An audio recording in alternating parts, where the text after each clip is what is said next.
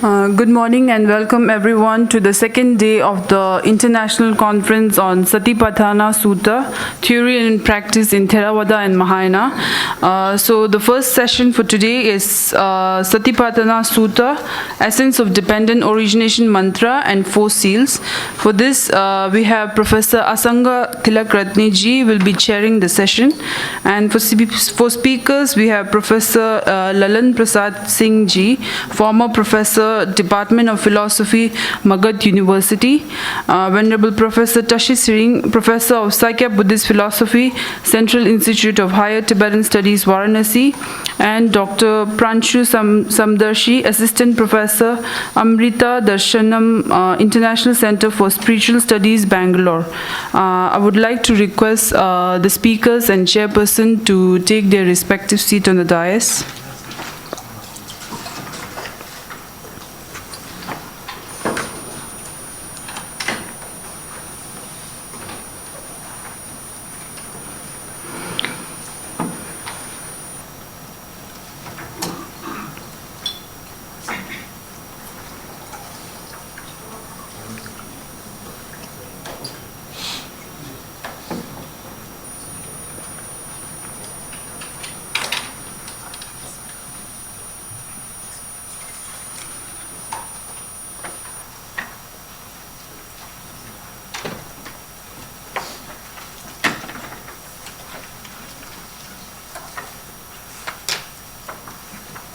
Now may I request Professor Asanga ji to chair the session.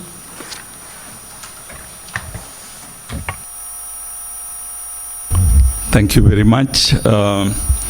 Very good morning to everybody. We are coming to the second day of our conference. This morning's session we have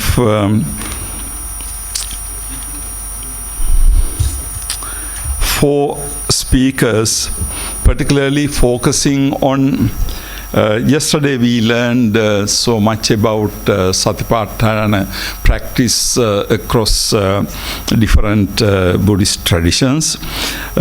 Today I can see that we will be focusing Satipatthana, particularly its relation to Pratitya Samutpada or Paticca Samuppada, and also the idea of four seals. Particularly when we look at Paticca Samuppada and the Satipatthana, you may wonder what is the relationship between the two. In fact, in the yesterday's deliberations, some of the questions that were raised were regarding whether one can attain nirvana by practicing one, say, kaya anupassana or one aspect of Satipatthana or not. I think today we might get more comprehensive answer to such questions when you connect the concept of Satipatthana with the idea of Pratitya Samutpada.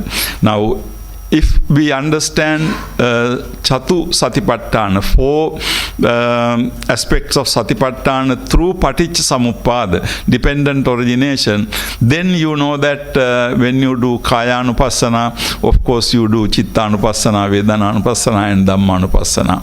And also when you do any aspect of Kaya, Vedana, Chitta, Dhamma, you are simultaneously doing everything according to the Paticca teaching. So hopefully that type of insights to continue with our discussion yesterday we might get from the speakers today. So with these brief remarks, let me go into the presentations themselves. We have four presenters for this morning.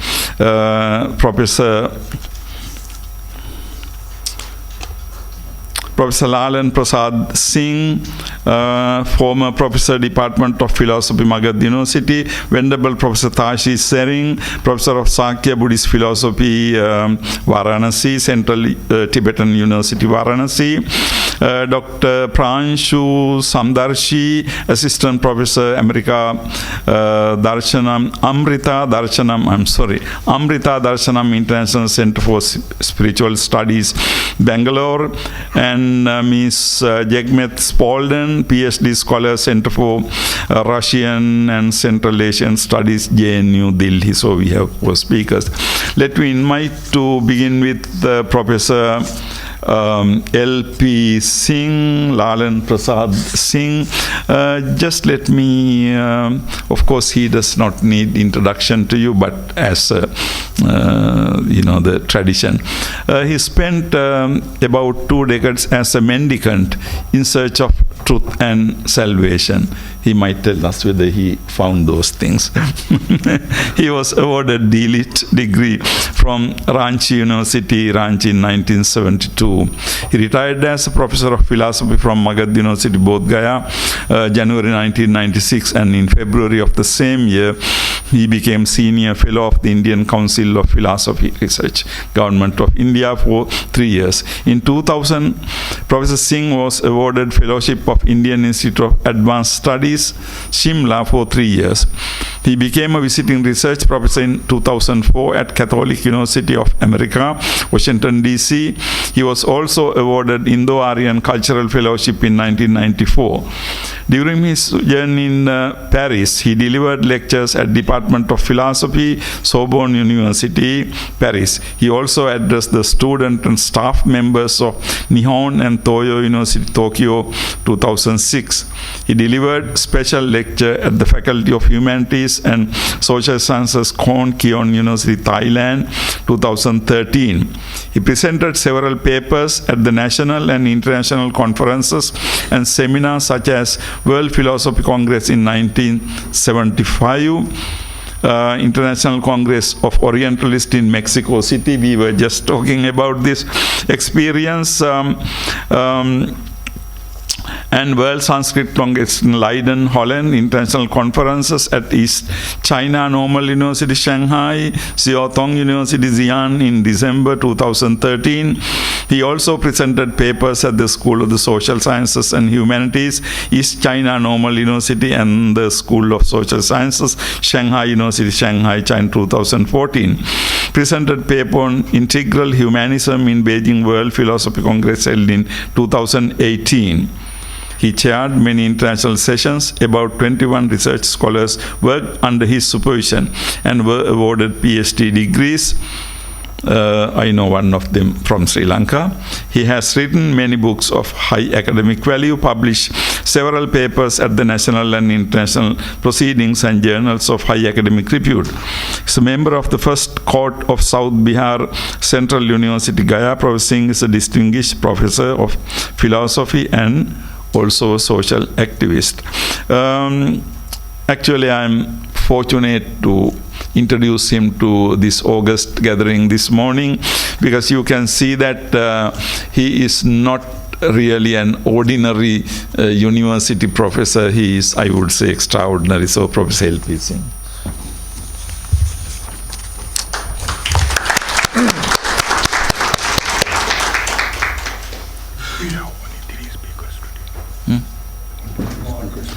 Is that right? Okay. So we don't have this lady. Okay.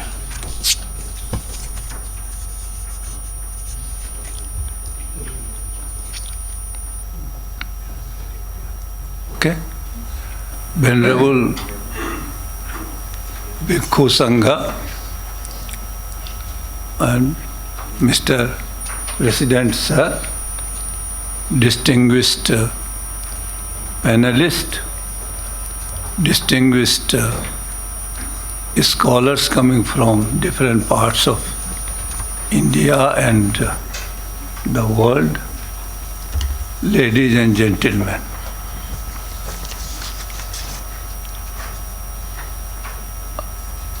I am thankful and grateful to Professor S.R. Bhatt, who has sponsored my name for the speakership of this international conference. Actually, 3-4 days back only, I got a telephone call from Tenzing Dolma, and he said, "Are you LP Singh?" Yes, I am LP Singh. So I have got a telephone call from Professor Bhatt that your name should be included in the speakers of the international conference. So okay, if Professor Bhatt has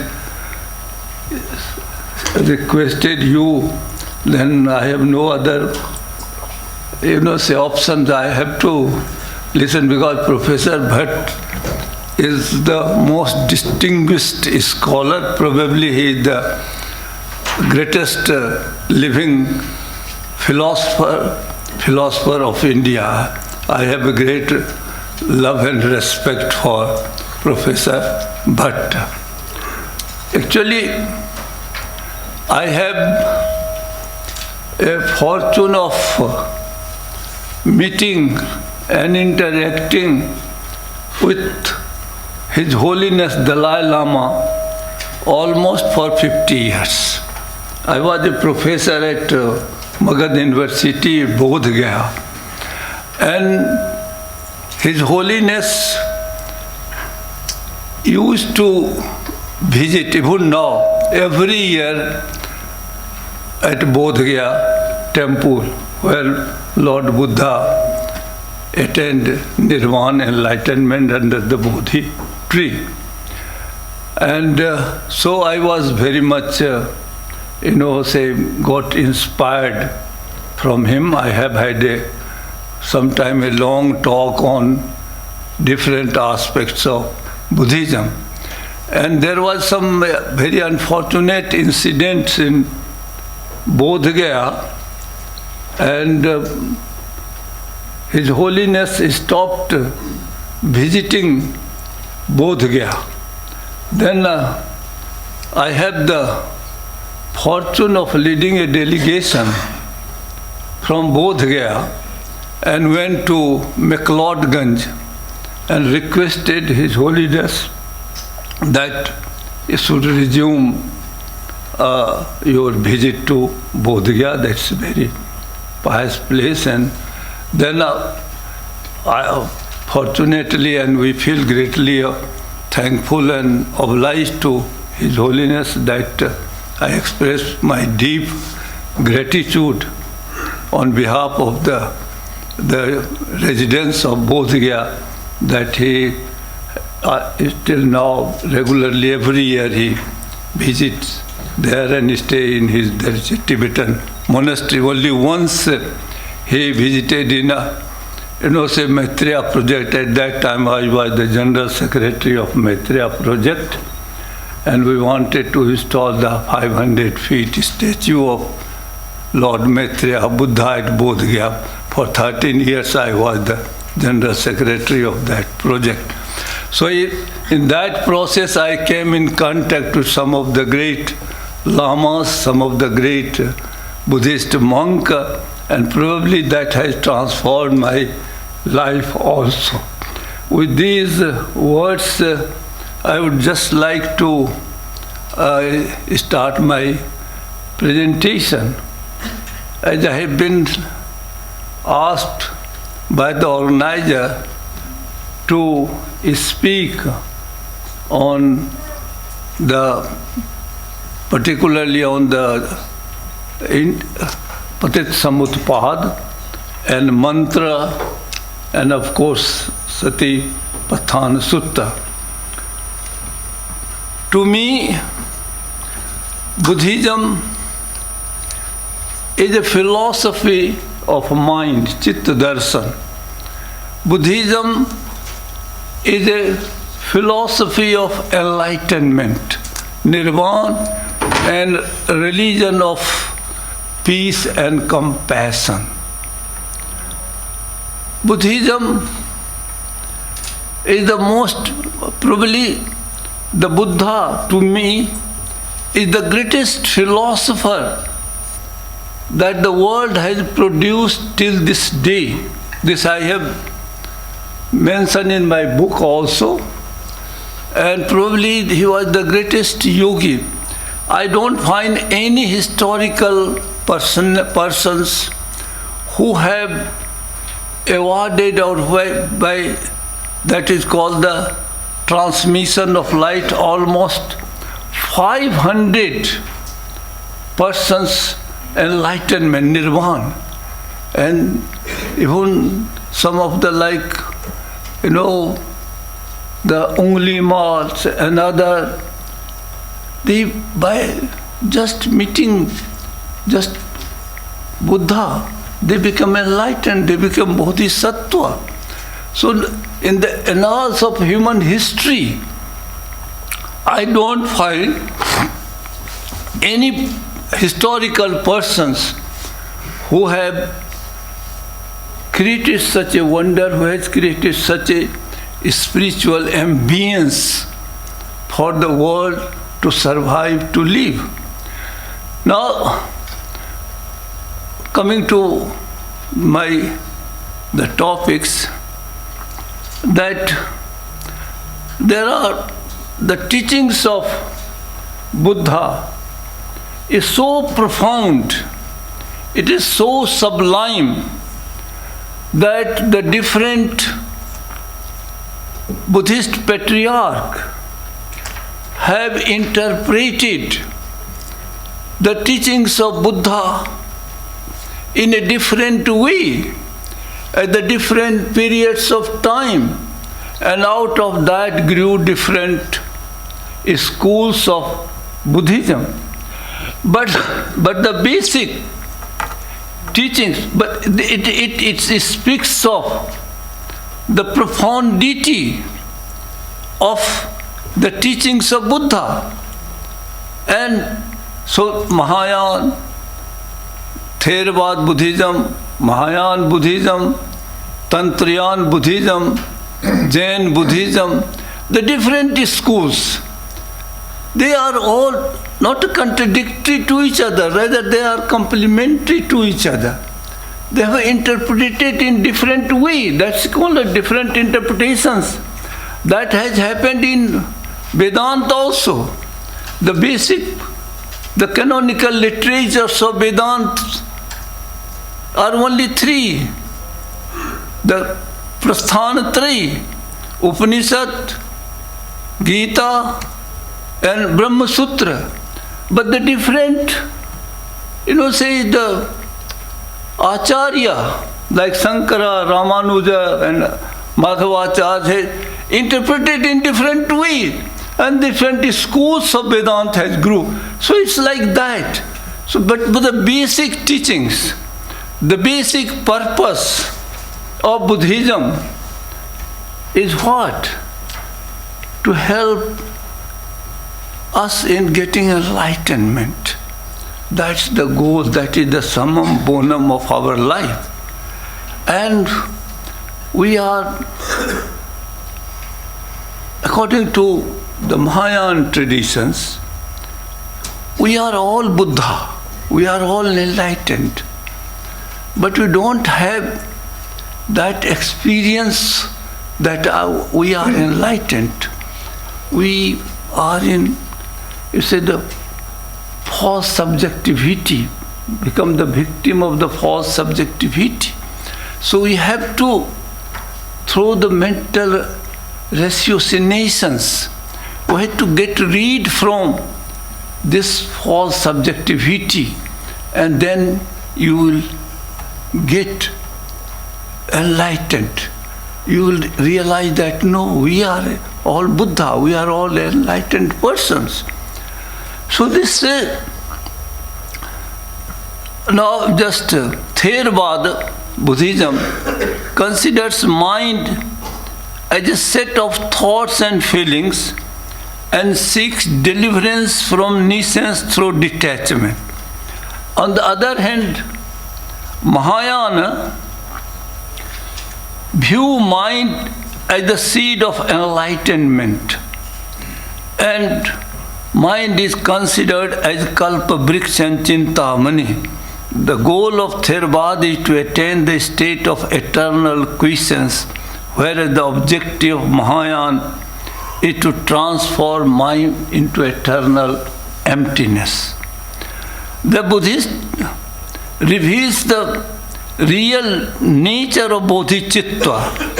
According to bodhicitta can be experienced only through the esoteric practice of mantra, mandala and heruka. The practice of Buddhist esotericism unfolds the experience of the spiritual perfection and infinite unity of prajna and upaya. Now here comes the role of mantra. What is a mantra?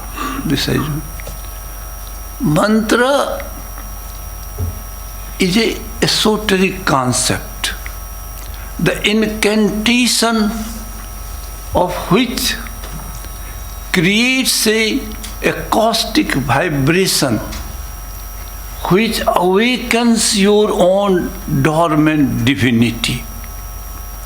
So that's the mantra. Hymns, the Vedic hymns are not mantra. Vedic hymns are profound form of, say, the poetry. But the Vedic mantra, by the recitations of Vedic mantra, one cannot get enlightenment.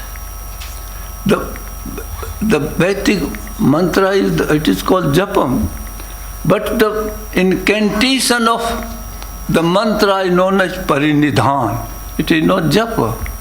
So there should be, when you are practicing mantra, there should be complete parallelism between the rhythm of incantation, the rhythm of ideation, the rhythm of pulsation.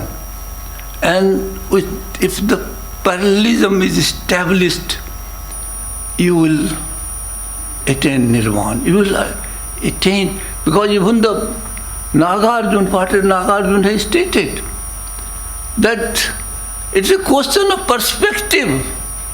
From one perspective it is sansara, from another perspective it is nirvana. So we are all Buddha. We have to realize, we have to experience, we have to live up to that ideal, up to that truth. So this is, I think, the greatest the contribution of the Buddhism. Now this mantra, there are a lot of books have been written. Even when Vinatos Bhattacharya was the director of Baroda Oriental Institute, he has published some of the most valuable books on Buddhist Tantra, Gui Samaj Tantra, published from the Baroda Oriental series, Sadhan Mala, published from there. And if you would like to know something more, then you have to go through the different canonical literatures of the Buddhist Tantra. Even Vinatos Bhattacharya has written a book on Introduction to the Buddhist Esotericism, which is very valuable book. And one Professor Das Gupta of Calcutta University also written a book, that Introduction to Buddhist Tantra. So these are the lot literatures. Snell Grove have translated the Hevadir Tantra. And one of my I became a friend, Alexei Weyman. He was a professor at Columbia University. I met him in different seminars and he came to Bodh Gaya. And I have spent a lot of time with Alexei Weyman, who was a great scholar of this Buddhist Tantra. So this mantra, there are mantra Maharana, even the John Woodruff has written a lot about that garland of letters. Then Raghav Bhatta, lot of their literatures, lot. And if you would like to, but the problem is this: the mantra sadhana, this sadhana, unless you get initiation from the enlightened acharya or guru, anybody cannot initiate you in that. Only those who are enlightened, those who have attained Buddhahood, they have the only right and to initiate into the mantra sadhana. And after that mantra sadhana, you can attain, you can awaken your dormant divinity. So the Lord have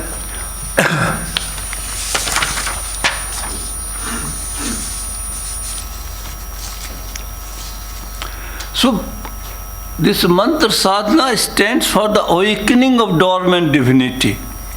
It is a mystic technique to invoke the spirituality of man and woman. Every entity has characteristic vibration. This vibration is a serial name or mantra. Sabd is used in 3 senses. Sabd is a symbol or a sign. Sabd is a concept or construct. But according to the mantra tradition, it is an expression of the vibrational creative energy. It is totally opposed to the all modern philosophical or linguistic conception or view about Sabd. Words are esoteric names. Really speaking, mantra are divine commands. Even Berkeley, the great British philosopher, has stated that things are nothing but the meaning in the cosmic mind. And that it is an invocation of this divine command, esoteric practice, to realize the ultimate truth and meaning of existence and being. This ultimate reality and meaning is known in Buddhism as Bodhicitta, which is bereft of all existence. It is beyond all thought categories as objects, subject and object. It is without beginning and nature of Sunya. Gui Samaj Tantra has written about Bodhisattva. He explained Bodhisattva, quote, neither the perception of the absence of existence in non-existence can be called perception, nor the perception of non-existence in existence can be discovered. So this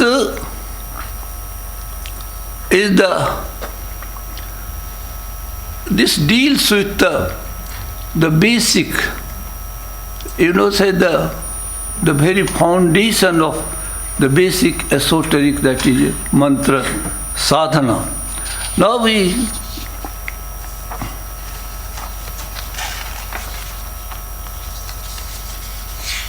just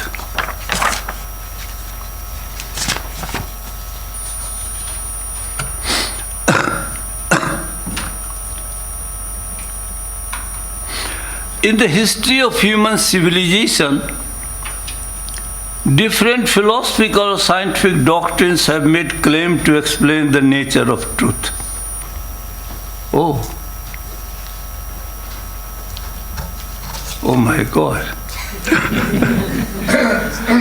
So reality is in a state of flux. And C.S. Spear has rightly stated that the conclusion of science make no pretense to being more than probable. And this is being confirmed by dependent origination. We have the instant contact. Even one of the founding fathers of the quantum mechanics, like Schrodinger's, Neil Bohr, they have stated, say that we don't know object as it is. We, in the process of observation and experimentation, things are modified and changed. So in the drama of existence, we are both a spectator and the choreographer.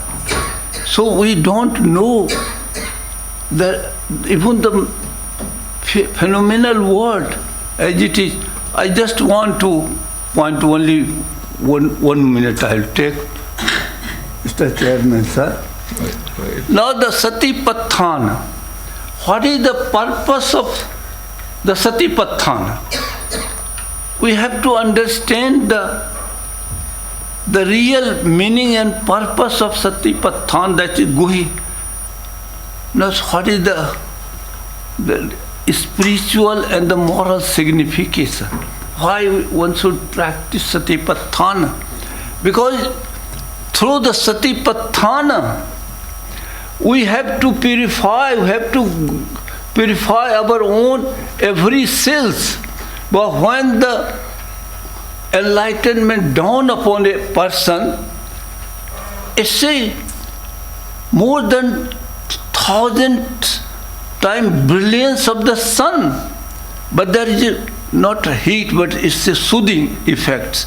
So unless our every cells is purified, we won't be able to sustain that enlightenment. Like if you just give you an example, if you want to pass through the 1,000-volt energy in an ordinary wire, it will burst. So for that we have to purify. And for the purification, every cell, I've heard that my friend has already stated in that every cell has to be purified.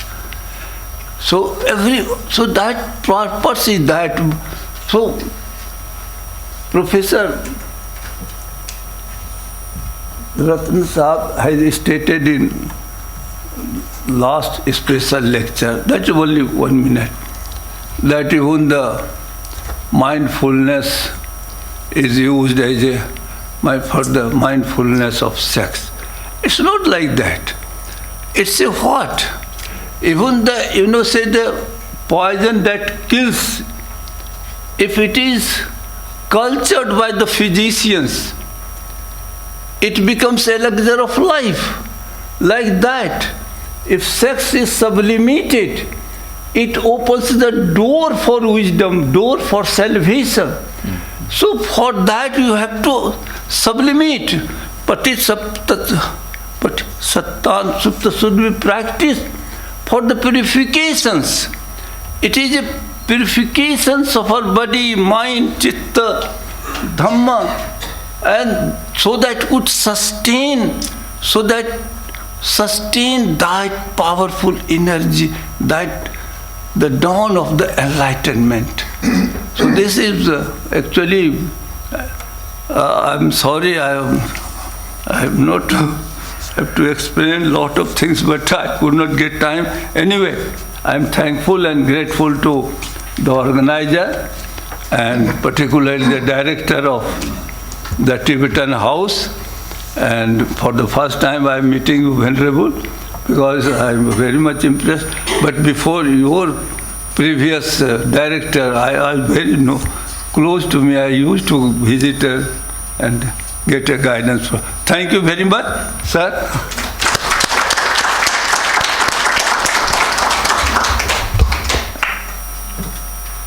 Thank you very much, Professor Singh.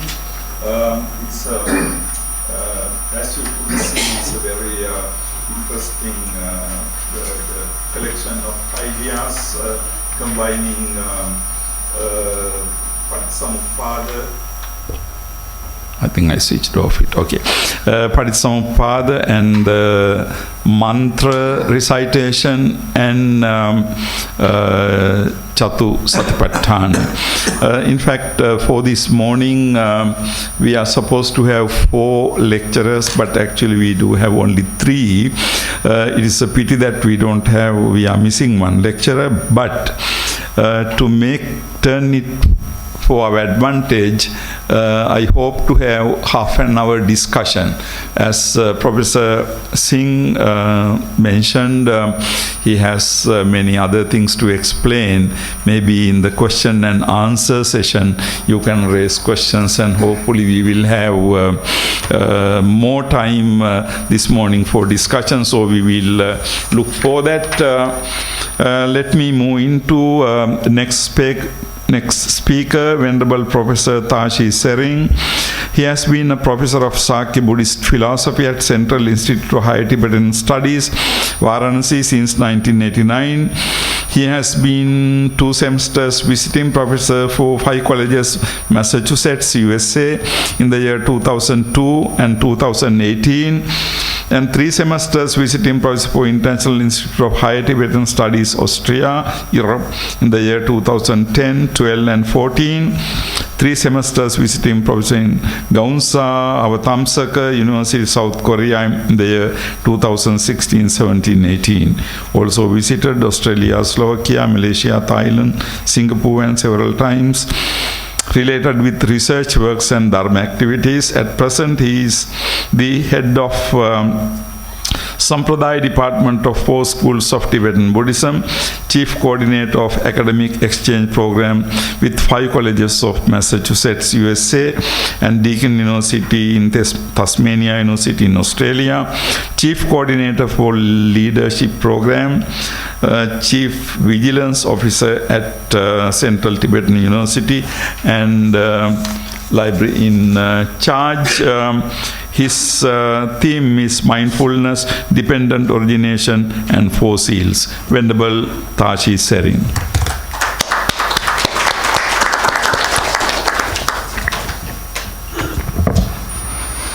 Good morning, everybody.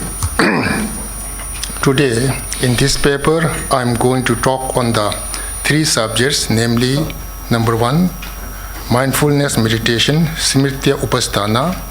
Number 2, dependent origination, Paticcasamuppada. And number 3, the forces of Dhamma. Number 1, mindfulness, Smritya Upasthana. Smritya Upasthana is a Sanskrit terminology consisting of 2 words, Smritya and Upasthana. Smritya means Chenpa in Tibetan and mindfulness in English, whereas Upasthana means Nyavarshapa in Tibetan and watching closely or focusing closely or meditating in English. So one can say mindfulness meditation. There are 2 ways to meditate on the mindfulness from the perspective of conventional truth and ultimate truth. Accepting all the 4 things of body, feeling, mind, and phenomena without applying the ultimate proving logic or emptiness proving logic is called conventional truth, whereas not finding any of the 4 things through applying the ultimate proving logic or emptiness proving logic is called the ultimate truth. The manner of applying both of the meditational methods for the 4 kinds of mindfulness are as follows. Number 1, A. Mindfulness on body in accordance with the conventional truth. Mindfulness on body in accordance with the conventional truth also may classify into 2. 1. Focusing on the action of the body, and 2. Analyzing on the conventional nature of the body. Number 1. When one focuses on the physical actions of walking, moving around, standing, lying down or sleeping, and sitting, then these are called mindfulness meditation of body. During this sort of mindfulness, the practitioner has to focus only on the action or the situation of the body without analyzing its nature. Breathing meditation also belongs to the mindfulness of body, since breathing is not possible lacking body. Concentrate the mind on the breath of inhalation and exhalation, counting from 1 to 11. Practice this several times so that one can increase the time through experience. For the beginners, do not practice for longer period, otherwise it makes boring. So, try in accordance with one's own mental and physical capacity. This breathing exercise not only reduces one's external distraction, but also reduces illness of blood pressure, sugar, and so forth, which are major problems today in the world. Anybody may do this meditation irrespective of religion, caste, gender, and so forth, since one cannot differentiate religion and so forth from the breathing system. Number 2, analyzing on the conventional nature of the body is also called mindfulness meditation or ugliness of the body. This can reduce desire or attachment to the body. When one sees some excellent qualities in the object, then desire or attachment arises. In order to lessen the desire or attachment, one has to examine what kind of excellent qualities really exist in the object. Suppose someone is attached to a human body and considered it as beautiful. But when one examines the human body, it is a collection of pus, blood, bone, marrow, urine, etc. And one cannot find so-called beautiful things or excellent qualities. These beautiful things and excellent qualities are imputed by mind and do not exist in the body. If beautiful things and excellent qualities are really there on the body, then one has to say that that person is liked by all people, which is not possible. So likes and dislikes depend on individuals. Another way of mindfulness meditation is examine one's body through analytical wisdom, initiating removing skin from the body which is really like a ghost. Then remove the flesh which is like a skeleton and so on. Or one may visualize a small bone on the forehead and expand it to the ocean through contraction and expansion. In this way, one can reduce attachment for time being.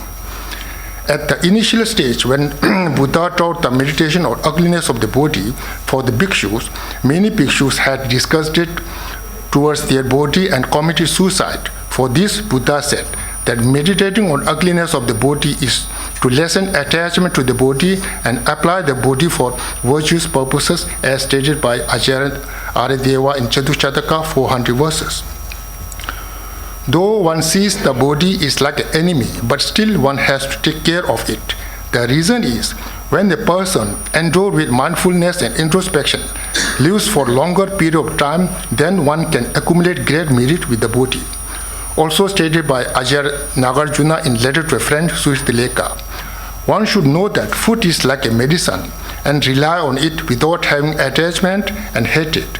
Aim of taking food must not to become fat, flexibility of the body and shining, but only to stay healthy body so that one can practice Dhamma. 2. Mindfulness on body in accordance with the ultimate truth. If there is an inherently existing body, then one has to find it by examining each and every part of the body, but one cannot find them as stated by Shantideva in Bodhisattva Charavatara. Foot and ankle are not the body, thigh and waist are also not the body, up to even an atom is not there, which is like space. So the conclusion is, when one analyzes the body, commencing from the gross to subtle atom, one cannot find even indivisible atom as stated by Acharya Vasubandhu in 20 verses, Vimshati Karika. If 6 atoms simultaneously contact with the center atom, either the center atom becomes 6 parts, or if 6 atoms are in same place, then even gross would become atom. Now number 2, A. Mindfulness on feeling in accordance with the conventional truth. Mindfulness on feeling in accordance with the conventional truth also may classify into 2. Number 1, focusing to the actual feeling of happiness, unhappiness, or suffering and neutral. And number 2, analyzing on the conventional nature of the feeling.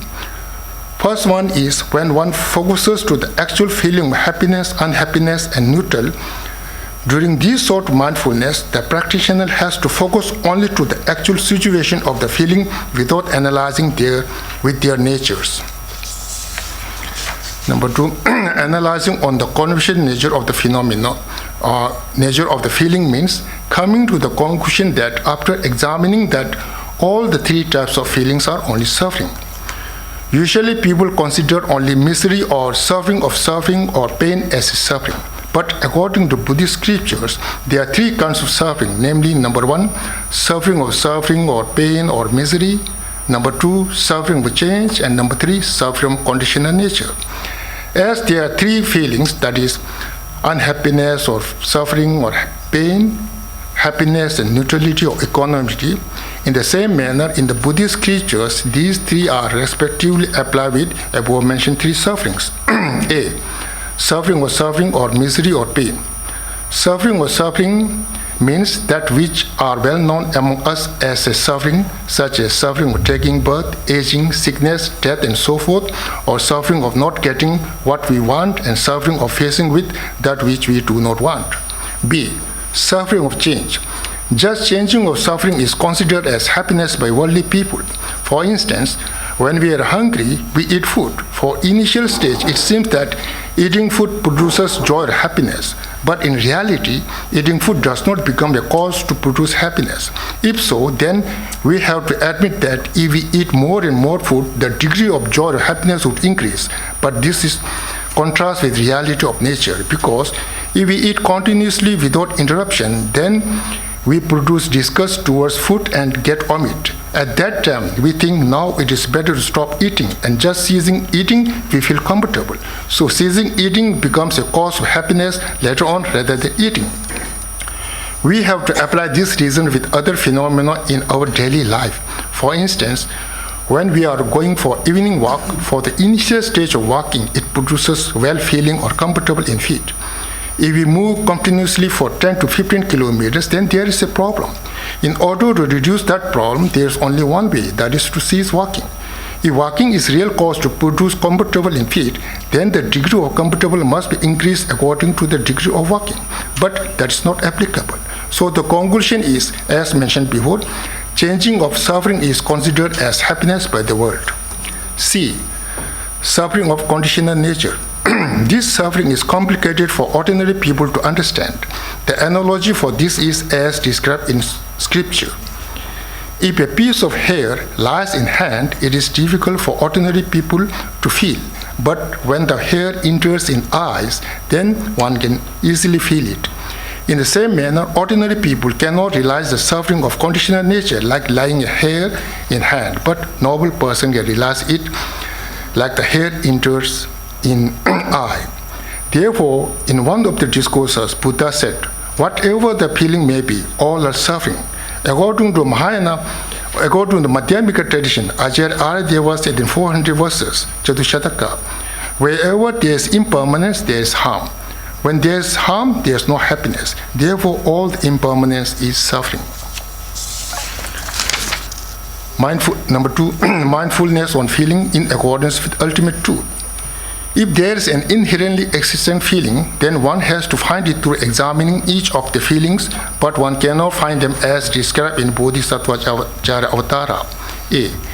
If an inherently existing feeling of suffering is there, then why does the suffering not harm when someone is in joy, and vice versa?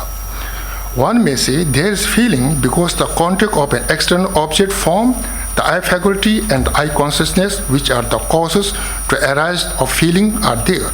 From the contact of those three things, a feeling of happiness, unhappiness, and neutral is produced as a result. Response. One has to examine the contact of these three things. First, one should examine the contact between external object, the form, and internal faculty, since these two are not parts of the mind. When the form and the eye faculty are having contact, the question is whether there is a gap between them or not. If there is a gap, then how can one say that they have contact? Because when there is a gap, it means they are not having contact. If there is no gap, it means there is only one phenomenon, because in order to prove there are two phenomena, there must be a gap between the two things. Through these two reasons, having contact with external form and internal eye faculty is refuted. One has to apply the above-mentioned reasons with external sound, odor, taste, tangible things, and the rest of the phenomena. Since I consciousness is mind and not matter, there is no question of having contact with any other thing. Number 3, mindfulness on mind in accordance with the conventional truth.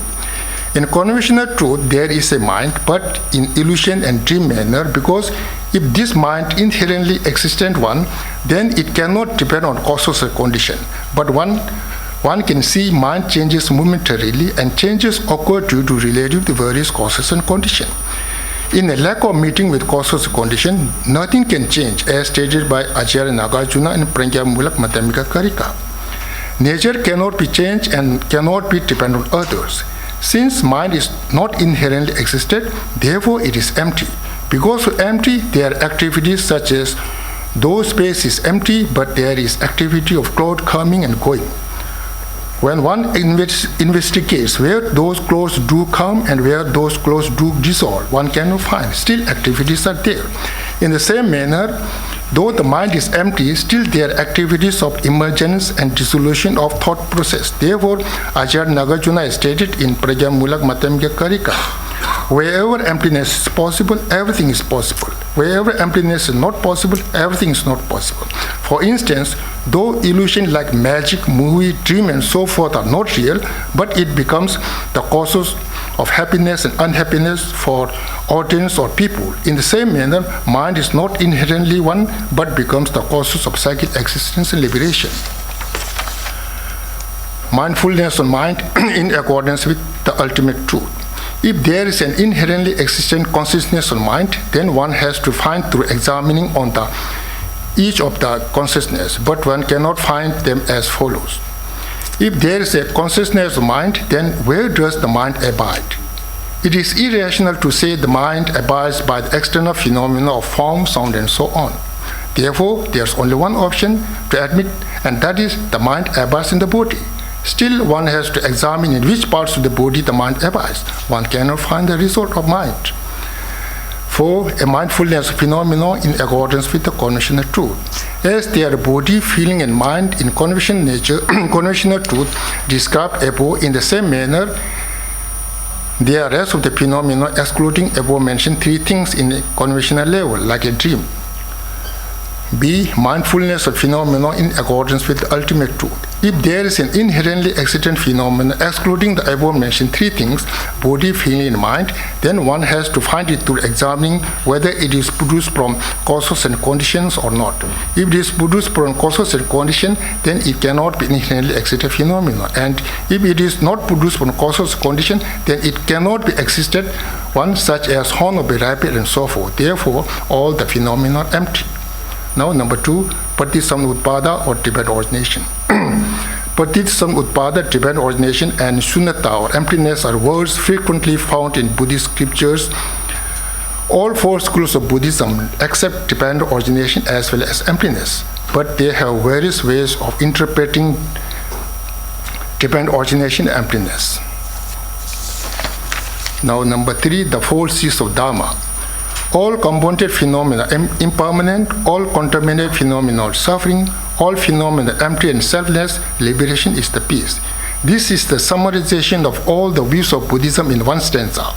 All the 4 schools of Buddhism have to accept the forces of Dhamma, though there exists different interpretation on the 3rd one, that is, all phenomena are empty and selflessness. Number 1, all compounded phenomena are impermanent. Why does this seal become a Buddhist seal? Do non-Buddhists not accept that all compounded phenomena impermanent? In order to give an answer to this question, one has to deal with the evolution of the universe.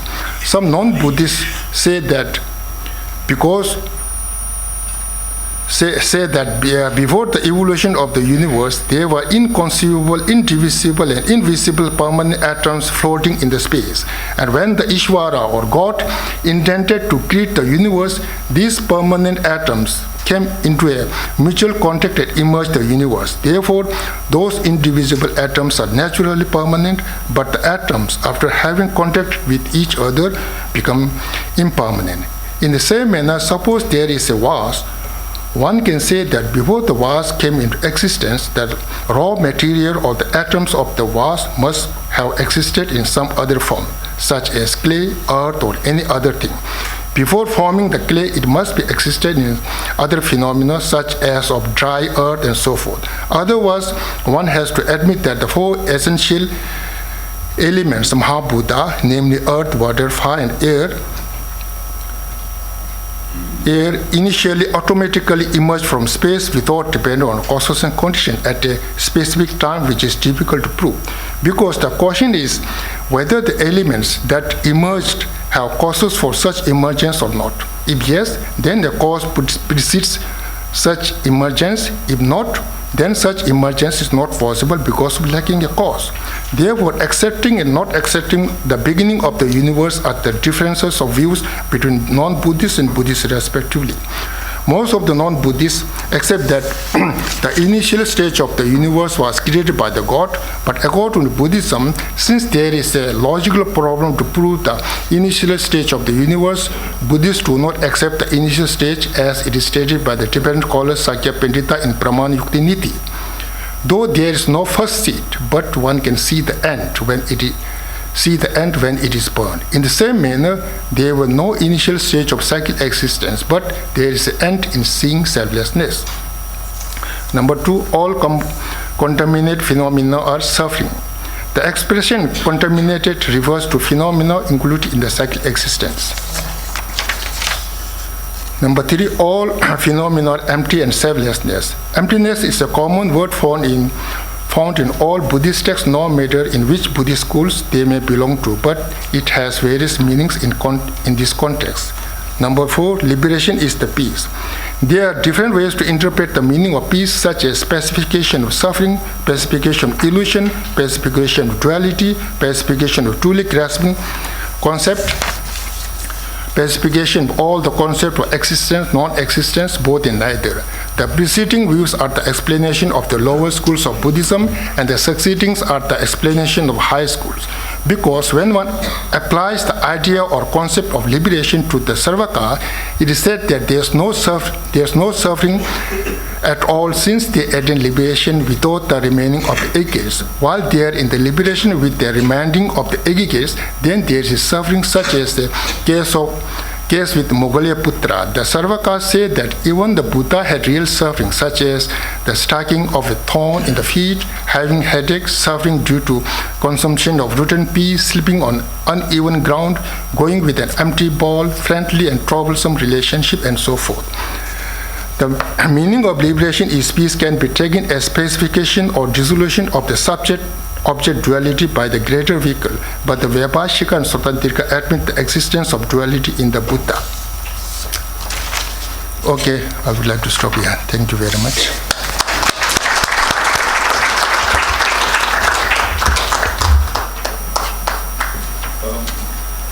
Thank you very much, Venerable Dr. Pasi Sharin. Rather heavy dose of Buddhist philosophy. I'm sure you will have a lot of questions to ask in the discussion. I'm sorry, I'm always this off. Okay. Thank you again, Venerable Dr. Pasi Sharin. Next, we have Dr. Pranshu Samdarshi. He has participated in several meditation retreats of Satipatthana and Vipassana conducted under St. Goenkaji tradition. He has also received teachings on several philosophical texts by the traditional Tibetan Buddhist scholars. His research concerns the history and literature of Tantra traditions in Southern Asia and Tibet. He has authored 2 books and published several research papers and reviews. He has also designed and taught courses for Buddhist Studies at Namgyal Institute of Tibetology, Gantok, and Indira Gandhi National Center for Arts, Delhi, India. Currently, he is serving as an assistant professor at Amrita Darshanam International Center for Spiritual Studies in Bangalore. As you know, Pranshu means tall, so he is not only physically tall, I'm sure he is tall in his what he is going to deliver for your intellectual satisfaction. So, Dr. Pranshu Samdarshi.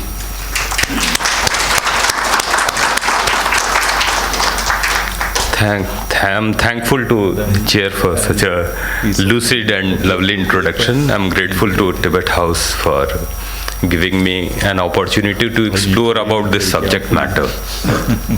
In fact, when I was exploring about this sutra, where the geographical location where it was delivered, so the line goes, first line of Satipaṭṭhāna Sutta says evam me sutam, thus I have heard. Then it says ekam samaye bhagava kurusu viharati kammas dhamma nam kurunam nigamam. So kuru nigam, the area is called Kuru, and where the place, the village is called Kammas Dhamma, Kammas Gram. Kuru is, as yesterday Dr. Ujjwal was mentioning, that this is a Kuru Pradesh. Actually we have Kuru Kshetra in Haryana. But interestingly, the Kuru has a very interesting connection with Tibet. I was researching on this term Kuru, and I could identify that Vivekananda, in one of his letters, mentioning several of Indian Puranas where cosmology is mentioned, the Uttar Kuru, northern Kuru Pradesh, is actually Tibet, as per Vivekananda and several ancient scholars.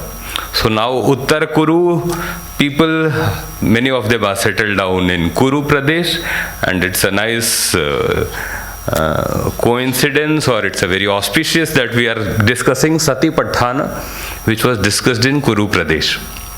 Now Kuru Pradesh, there is a place in Sonipat, one of our professor from Department of Buddhist Studies, Delhi University, he belongs to that place. There is a Kammas Gram. There is a village called Kammaspur, and Kammaspur has got a Vipassana retreat center under Professor S.N. Goenkaji's tradition. I was fortunate enough to go there and sit in the Satipatthana meditation retreat. Right now a Vipassana retreat is going on. Satipatthana retreat is scheduled in the next month. So what I am trying to say, that Satipatthana is not just related to text or some kind of discussion. It is a living practice.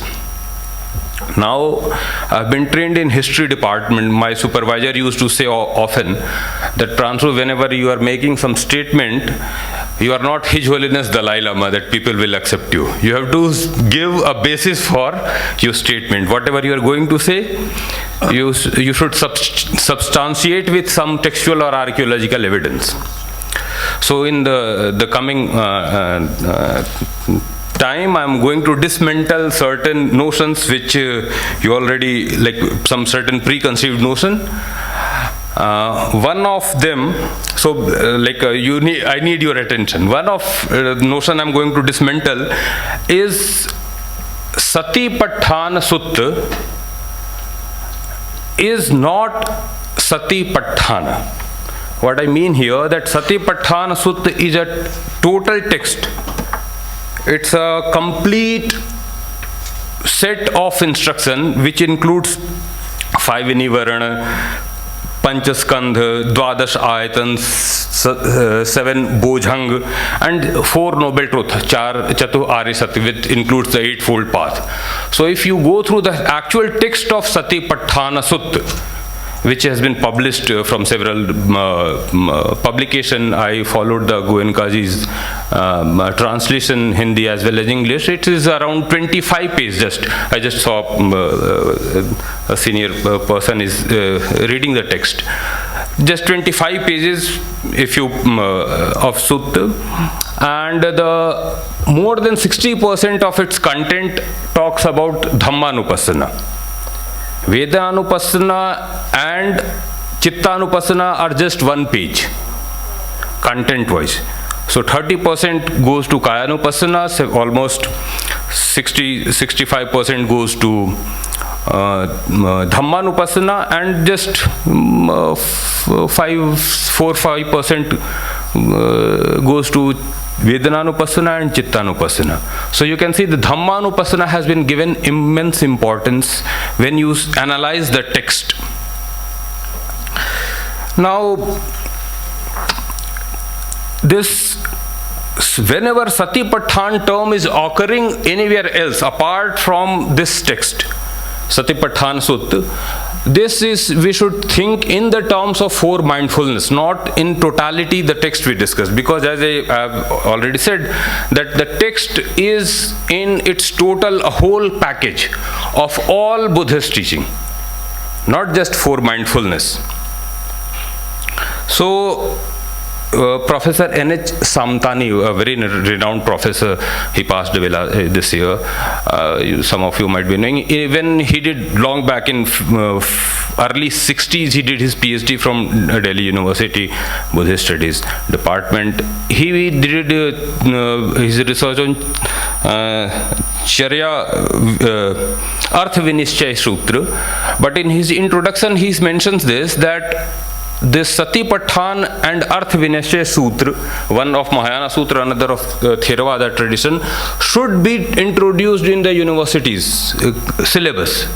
Why? Because these two sutras are of immense importance to give you information for a beginner.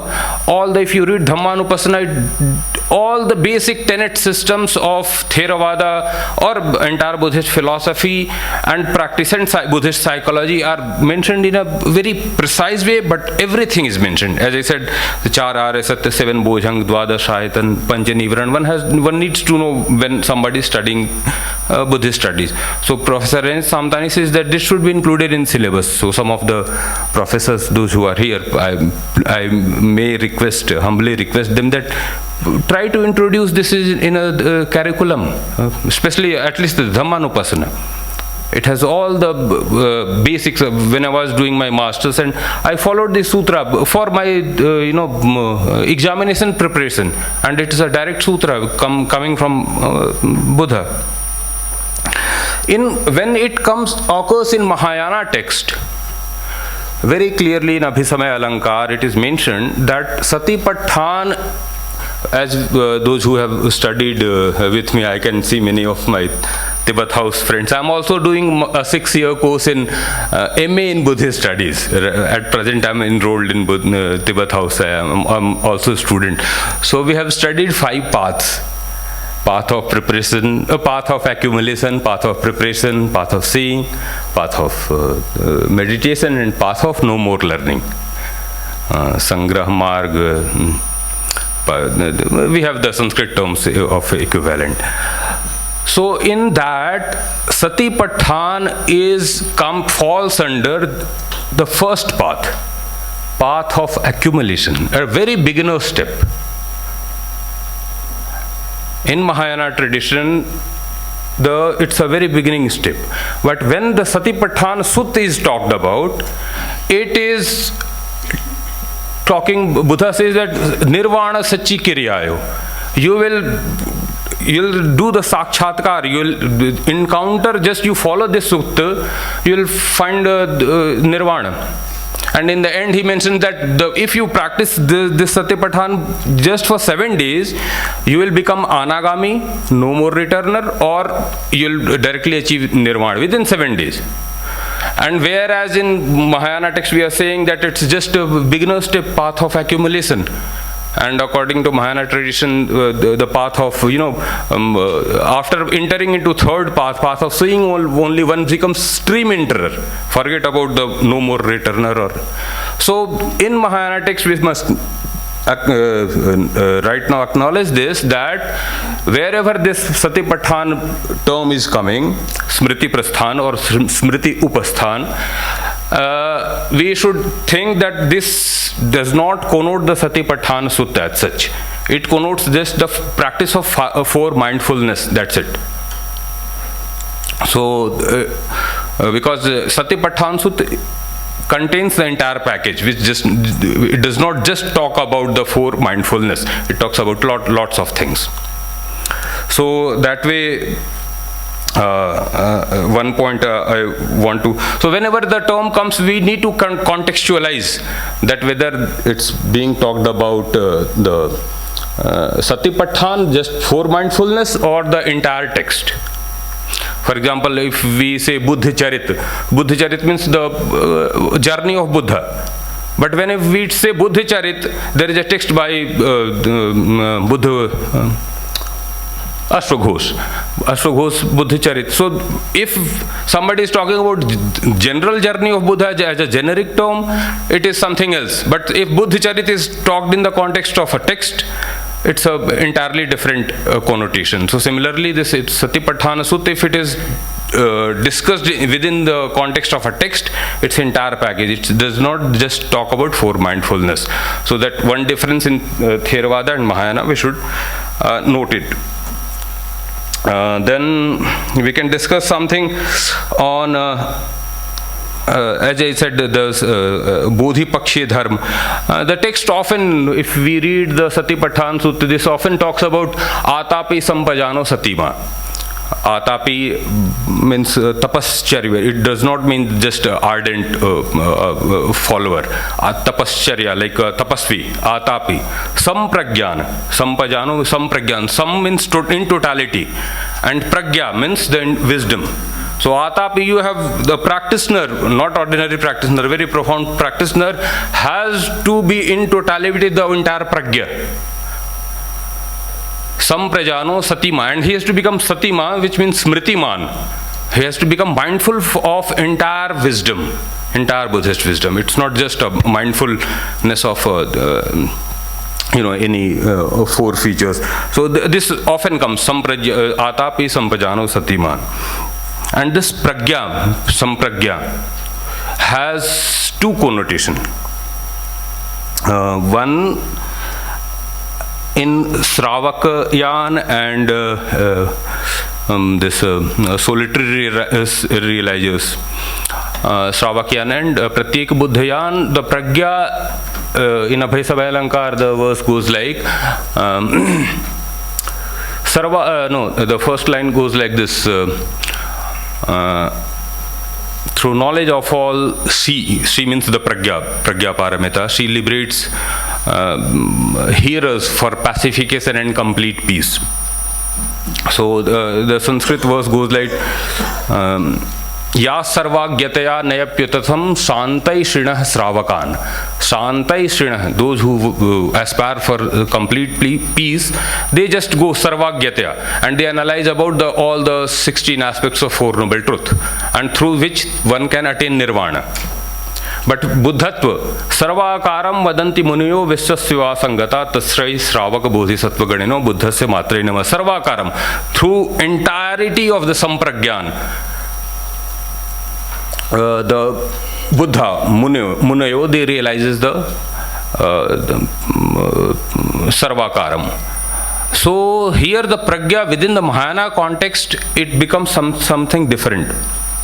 It's not, the Sravakayan has another pragya and Mahayana has another pragya.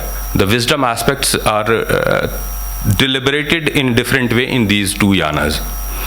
So as a practitioner of Vipassana, I had done several retreats and also interacted with some of the very prominent teachers of them. I used to ask that how do you see this Vedana, because in Goenka tradition this Vedana Upassana, the observation of sensation, bodily sensation, the feeling, has been given very, very like a prominent place. And I asked Geshe-la when he was teaching us Bodhicharya Avatar, I asked that what is in Mahayana tradition, what is being given importance. He said that Dhammanupassana.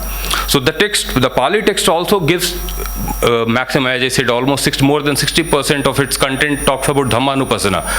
So when I went back to the Theravada, the Goenka tradition practitioners which follow the Theravada tradition, they said that no, Vedana has, because just one page is, less than one page content talks about Vedana Upassana. So I asked why Vedana has been given so much importance in this tradition. So he says, no, it's not about Vedana actually. So Theravada practitioner, they connect the bodily physical sensation with the mind. They say that Vedana becomes an interlink between the body and mind. There is a contact, physical contact, there is a feeling, and there is a mental impression on that. So the Vedana, the feeling becomes a contact for the body and mind. And based on that, the Sampragyan, so all the dharma has to be analyzed based on that. So that's their actual practice. So it's not, as yesterday it was being discussed, that from body you go to Vedana, then you realize the Chitta, then you realize Dharma. It's not like that. The practitioner don't follow this. They say that Vedana becomes the contact point through which body and mind are connected, and through which the Dhammanupassana, the actual pragya is being realized. So this is the practitioner's difference, the way the scholars or those who just study the text. Now, when it comes to Shanti Dev or the Madhyamik tradition, for them pragya is something, as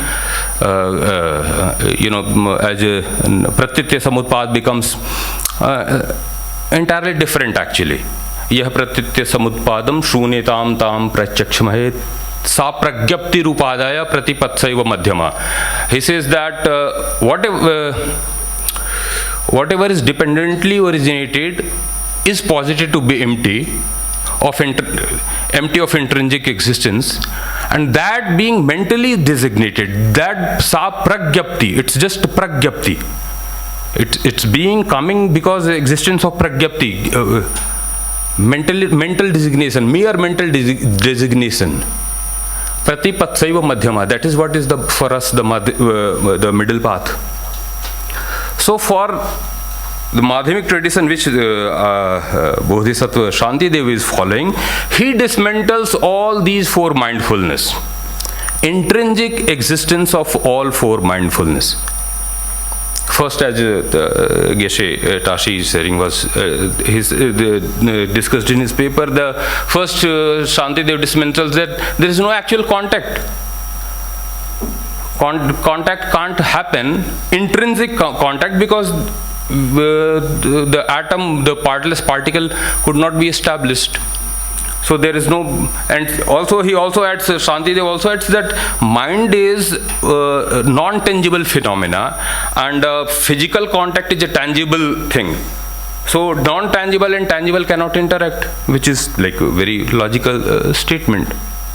He also says that the Vedana, whatever you feel, if you feel, then only it's a Vedana, it's a feeling. If you don't feel, it's not, and whatever you feel, actually it's dependently originated.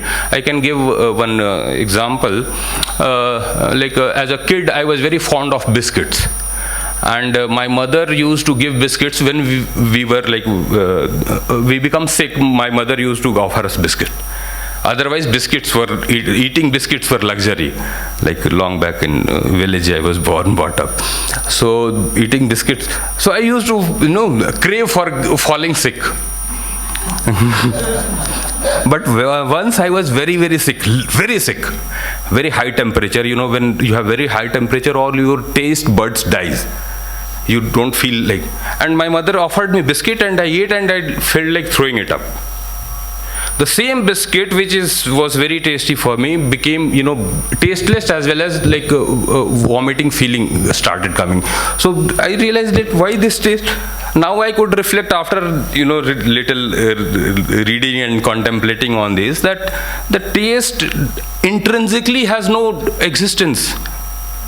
It's dependently originated, provided the taste buds are intact, my mind is also in a happy state, then only you can enjoy anything, you can feel anything. So feeling becomes very important, especially because all our actions, we feel good, we do something, we don't feel good, and we have to do some action. That is why the feeling, working on feeling has been given very, very importance in this practice, especially this Goenka tradition. The Vedana, because out of feeling we act, we feel good. Bodhisattva Shantidev also challenges this position, like intrinsic existence of any four mindfulness. He says that, to experience or to feel, you need to have an experiencer. Experience makes sense only when experiencer, Vedana makes sense when a Vedak is there, when somebody is there to experience. Now, Buddhism, one of the very, very fundamental tenets is anatma, no self, no intrinsic self. When the experience is not there is no experience. So when intrinsic experience is not there, what has to be experienced? So finally, one has to leave. All of us, if we are following some very seriously all these things, as a practitioner, one has to reach that experience where there is no Veda, a self who is realizing. In fact, in Kashmir Savagism, they say Jnanam Bandha. The Jnana, because there is a Jnata, there is a self who is knowing, so Bandha, it becomes a bondage. So because of this, because the Jnanam Bandha, this one practice, any sort of, what we just discussed as a for mindfulness, there is a practitioner, a self notion is there. I'm practicing, and this becomes very strong, that I'm practicing, and in order as Professor Asang Tilak Ratne was saying, that Nagarjuna says Sunyata sarvadrishti nam prokta nisarani jane ye tu shunyatam drishti tam sadh. Shunyata was, or all these teachings were taught by Buddha to liberate you from any drishti, any intrinsic belief in any intrinsic existence. But if somebody goes in another way and starts saying that, okay, I am experience, I am becoming mindful, there is a constant emphasis on self, and which actually re-establish this self. So because of that danger in Mahayana practice, all these four mindfulness has been dismantled. Very harshly, very critically, they have been dismantled. So there is no intrinsic self. So this both should be seen in these two contexts. What the Pali Sutra is talking about and how Mahayana Sutra are dismantling. Finally, I'll conclude with the verse of Arya Nagarjuna, which says, the concluding verse of Mula Madhyame Karika. He says, Sarvadrishti prahanaya ya saddharma deshyat anukampa mupadaya tam namasyami gautamam. Enthused by great compassion, he taught this immaculate dharma to dispel all the views, intrinsic existence view. To the Buddha Gautama, I pay my homage. Thank you.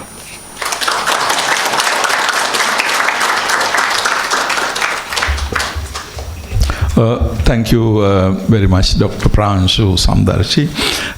Now that the three presentations are over, as I indicated earlier, we have some time, substantial time for discussion. We listened to three speakers this morning session. Professor Singh tried to combine in particularly the significance of the mantras and how mantra is connected to four Satipatthanas. Now that's a very interesting way to establish relationship between Vajrayanic traditional practice and Satipatthana, which I am sure is very exciting and interesting. Venerable Dr. Tashi Sering gave us really a very deep exposition of these three aspects, Satipatthana, Pratitya Samutpada, and the four seals, and particularly from Sanghruti and Paramartha points of view. Again, there is quite much to get discussion and clarification. The last speaker, Pranshu Sandarshan, presented Satipatthana as a total package, and also coming from, in addition to textual tradition, coming from a practitioner's point of view. Only thing I can say about it is he is basically basing his discussion on Goenka tradition. But of course, we do know that there are many also Satipatthana practicing traditions like Pauk Sayadaw, Mahasi Sayadaw, and Ajahn Chah. So, we do have many different practicing traditions among us in the world, particularly all over the world today. So it would be interesting how each tradition would present, the Satipatthana practice to the listeners. And in that sense, of course, when you go back to the early discourses, also you can see that Buddha never had one universal recipe actually, because Buddha was addressing many different people, and can see that he adjusted his method of delivery accordingly. But anyway, these are some of the thoughts. So there are three very interesting presentations. So now I would like to open the floor for discussion. Please don't make too long comments, but ask questions. Naturally, the first question goes to the Venerable Director. Thank you so much, all the three presenters. So basically, the last presentation by Dr. Pranchuji. So what I like, what I can see is that there are many implicit things. What you are saying, implicit things, and the implicit things may not be implicit to the listeners. To the listeners, it may be very literal. So therefore, the Bodhisattva Shantideva, he dismantled. Dismantle is a very strong word. Dismantled all the four the mindfulnesses. So this is a very strong word. So what you meant is that dismantled the intrinsic nature of the four mindfulnesses. You should be, I think that this is your this is how you would say it, what you meant. But I think that the need to clarify, otherwise it can give a very wrong impression to the audience that, okay, finally the Mahayana, Bodhisattva Shantideva and the great teachers, Nagarjuna, they're all dismantling everything, and then nothing is there. It's total nihilism. This is a great danger. So therefore we should be very careful to say conventionally everything is accepted, that the four practices, they are so important. The Buddha himself, as you said, that the Buddha taught the Dhamma in order to eradicate all the wrong views. The taught. You means the self exists. You taught it. You as a person exists. So therefore, these are the things that particularly we need to think about the audience. If the audience, they're all like, who reach the stream mantra level or the path of seeing level, then there's no danger. Otherwise, these dangers are invariably there. Okay, thank you. This is just a comment. Thank you. Thank you very much. Dr. Animesh Prakash. Thank you very much. I do not have any question, but I have just one small comment and a small inquiry to Dr. Ramshu Shamdarshiji. The first comment, Goenka ji, we all respect Goenka ji, but Goenka ji tradition or Goenka ji practice is not the representative of Theravada in terms of practice, and also, I repeat, in terms of text. There are many practices which is depicted in the text Goenka ji does not follow. Like the chairperson has rightly said that there is a Ajahn Chah tradition, there is a Pauk Sayadaw tradition, there is Lady Sayadaw tradition, and there are several traditions. Goenka ji also said, and other tradition also says, there is one quotation in Pali, Sabbo pajjalito loko, sabbo loko pakampito. This world is nothing but burning and vibrating. It is burning up, it is vibration. And when you practice, many masters say, you realize. So just I mean to say, this is, we need to investigate what really the Theravada practice is. This is the small comment.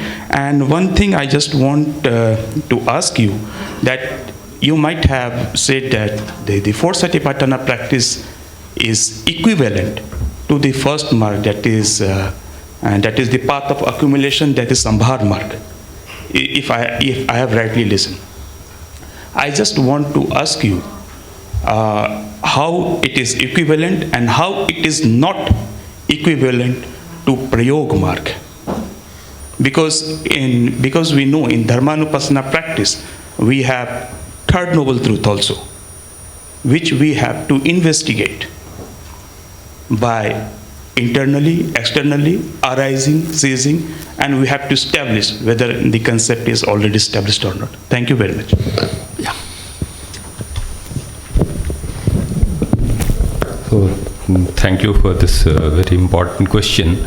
First, as I said, I very clearly mentioned that I'm only describing the thing based on SN Goenka tradition, and of course there are several traditions and one needs to investigate. So what I represented Satipatthana is based on SN Goenka tradition, and also why I particularly emphasized, because that tradition has become very important. Perhaps that is why we are discussing right now here Satipatthana Sutta. One of the reasons, because many people are practicing it. So it becomes important in the present time. It becomes a very important because lots of practitioners are there. Second, regarding the Sambhar Marg and why not Prayog Marg, this is how the four Smriti Upasthan has been stated in Abhay Samaya Alankar and other texts, that it does not fall under Prayog Marg. We can give several references where it's a very clearly mentioned it's a part of Sambhar Marg, not a Prayog Marg. Can you give any reference of you can read Professor Ram Shankar Tripathi in Bodh Dharma Prasthan, which has been published from the Sarnath Institute. You can go through that text where he has given all the details where it is mentioned. So it is written there that for Satipatthana practice, that is yes, very clearly. not included in. Very clearly. Thank you. Yeah. Good morning. My question is not to today's presenters. I wanted to ask the question yesterday, but didn't get a chance. So probably it's actually for you, sir, the chairperson of this morning, Professor Asanga Tilakar. Leave me behind. And also probably you, because I'm the first person who asked question before me. Yes. So yesterday you said out of the four mindfulness, practicing one mindfulness, just one of them, would lead to Nibbana, which I assume means liberation, Nirvana. And then again, I saw this presentation in which it says how these are, when it presented how these four mindfulnesses are linked, you have said, having investigated the body, meditator searches for the cause of attachment to it, which is found to be pleasant feeling. That's your presentation, right? And then you said, investigating the feeling, the question, who experiences feeling arises, leading to contemplation of the mind, second. And then this in turn forms a basis for inquiry into the causes and conditions of mind being the focal point of contemplation. So this makes lots of sense. But if you were to just practice the mindfulness of body, how would that lead to nirvana if you don't have these kind of connections? And if you have all these kind of connections, you can't simply say that by perfecting one mindfulness, that will lead to enlightenment. Nirvana. So I can see some kind of a contradiction there. Can you offer some clarifications? Thank you. Sure, Reverend. Anyway, for future questions, I think in fairness to speakers, we will first give the floor to the speakers and then we will come to the yesterday's presentations. But Venerable, just to give you a short answer, in fact, what I tried to say was, if we combine Pratiti Samutpada and four Satipatthanas, now Kaya Anupassana, Kaya Vedana, Chitta Dhamma, are ultimately interrelated. In fact, I was responding to the view that there was some discussion whether only one aspect of meditation would be enough. So my assertion was actually you can't talk about only one aspect. The moment you do Kaya-anupassana, of course you are doing Vedana-anupassana, Chitta-anupassana, Dhamma-anupassana all together. So because Kaya, Vedana, Chitta, Dhamma are inseparable phenomena of a human being, combining internal and external. So in that sense, of course, it's not isolated one aspect. That was the kind of idea I was trying to promote. So would the Bhikshuni has some comments to make? Do you have anything? Oh. Okay, Venerable. Okay, then let me go into this gentleman over here. Yes. Sir मैं short में बताना चाह रहा हूँ, कल जिक्र किया था उज्ज्वल जी ने, आज समदर्शी ने कुरु प्रदेश का। कुरु प्रदेश जो है मथुरा से कुरुक्षेत्र तक एक स्टेट थी, आर्यव्रत देश का नाम था, और भगवान बुद्ध मथुरा से कुरुक्षेत्र जाते वक्त यहाँ भी रुके हैं ईस्ट ऑफ कैलाश की पहाड़ी पर। जब ये नेहरू प्लेस टूट रहा था, एक पहाड़ के नीचे बारूद लगाया गया, एक बड़े पत्थर के 3 टुकड़े हो गए। एक मजदूर को दिखा, राजस्थान का है मजदूर, इसमें कुछ लिखा हुआ है। तो पाली, ब्राह्मी और संस्कृत के 3 प्रोफेसर मंगाए गए बनारस से, उन्होंने पढ़ा है। भगवान बुद्ध ने 500 भिक्षुओं के साथ यहाँ स्टे किया है और 15 दिन स्टे किया है, और कमस धाम गए हैं जहाँ विपස්සना ये सत्यपठान का रिसर्च किया है। एक तो बात मेरे को ये कहना है, इन्फॉर्मेशन आपको देनी है। दूसरा मेरी क्वेरी है हिसाब से प्रोफेसर ताशी, आपने 4 स्कूल ऑफ बुद्धिज्म बताए हैं, उनके नाम बता दीजिए बस।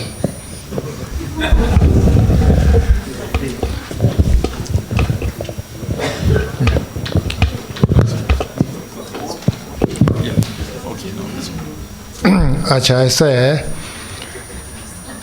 सबसे पहले है वैभाषिक, आप लिख लीजिएगा वैभाषिक। वैभाषिका अंग्रेजी में ऐसे कहते, लेकिन वैभाषिक, स्वतांत्रिक, चित्त मात्रा और माध्यमिक।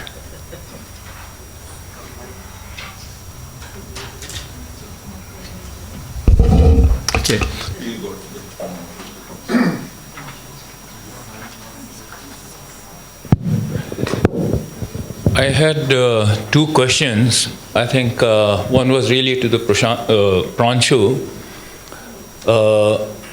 that the sutra clearly says that the Buddha came, lived, gave the teaching. So I wanted to understand what are the other historical evidences if it is there. I think the gentleman has given the name of the sutra, so that questions remain answered.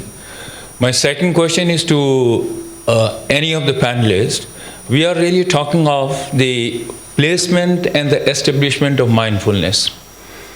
My simple question is that when do we say at the end of the practice that the mindfulness is very clearly, firmly established in the mind? What is the yardstick of that? Thank you.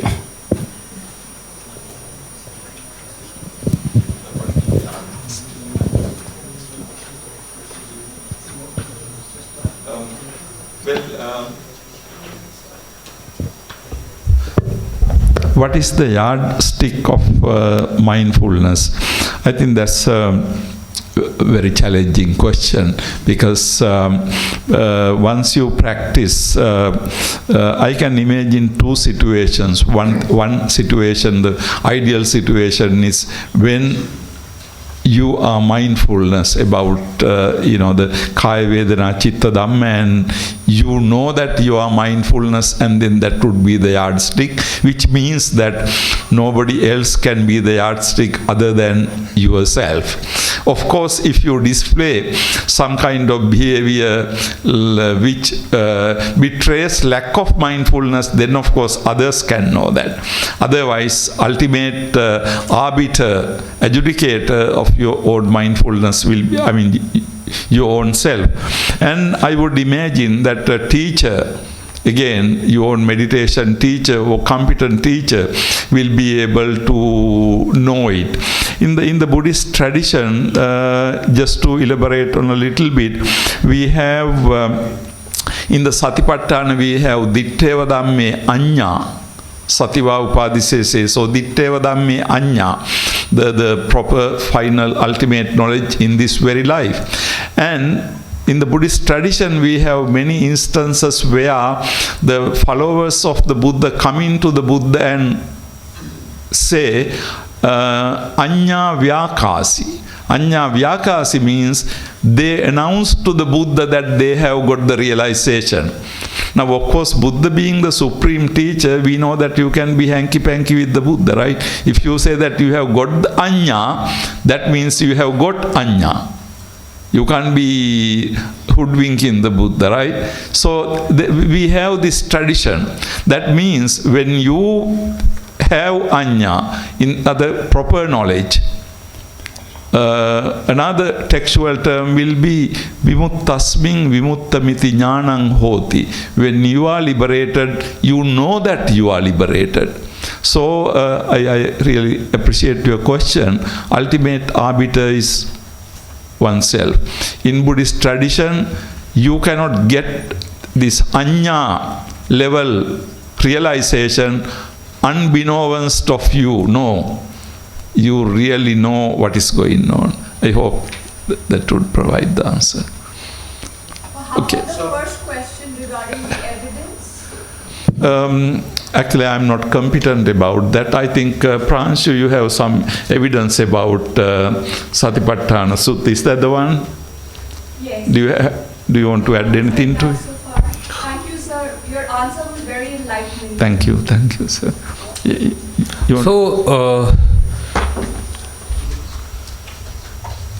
When it comes to any Indic tradition, and we start discovering archaeological evidences based on the textual sources, it's a very problematic actually to identify the geographical location. But we have concrete evidence that Buddha came to, sir was mentioning about Sankasya, which is near to Mathura, and from where he went to Tretrimse heaven. So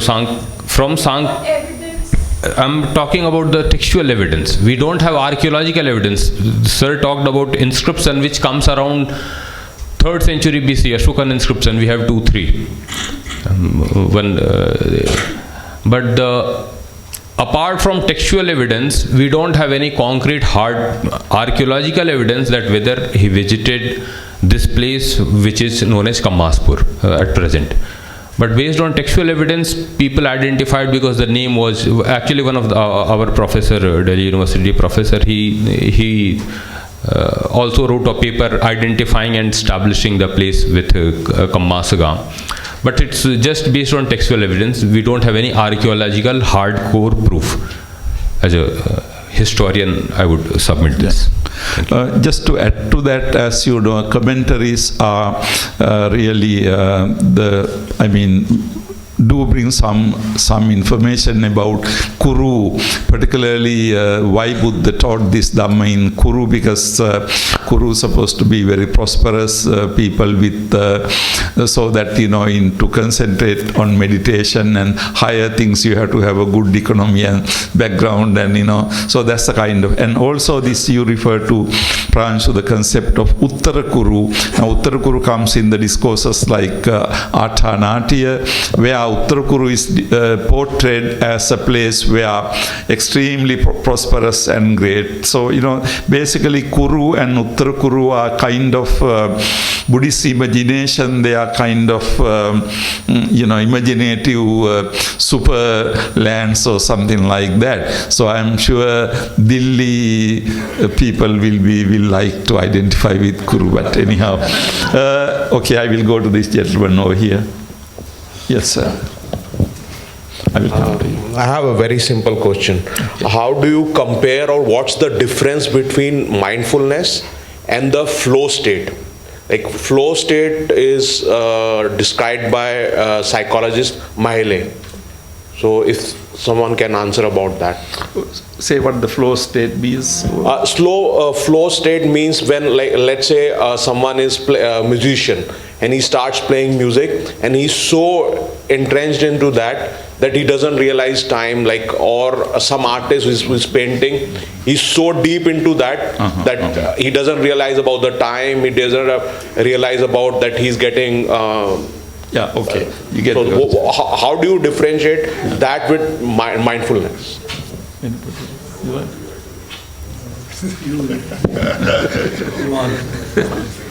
Well, I mean, anyone is welcome to join the discussion, but I see a very clear difference between the two. What you mentioned is actually what we call absorption or deep absorption, not dhyana, but deep absorption in the ordinary sense in some particular thing. So a painter doesn't know what is going on finally. But it's very interestingly, Satipatthana Sati is, I would say, completely different from that. Because in a Sati, you are aware. The moment you lose awareness, you are no longer in the Sati. So the distinction is, this is at the stage you refer to, seem to be, you are into it and you don't know anything going on. But in my own presentation, I tried to show you yesterday, Sati is like watcher. So watcher observes everything that is going on. But in the case you said, you don't observe anything. You are just immersed in something. Is that right? I mean, something like that, I would say. Sir, good morning. Okay, please, go ahead. I can't speak about musicians. I can speak about actors because I've done some theatre. And when you do theatre, you are taught that when you're acting and when you're in the moment, you don't have to forget that you're performing. Oh, really? In the end, you're performing. You have to be mindful enough that you're performing.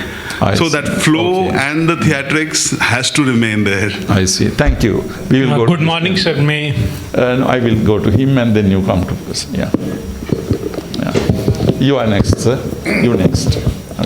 Hello, good morning. My question is to Professor L.P. Singh. Sir, you mentioned that Buddhism is a kind of philosophy of mind.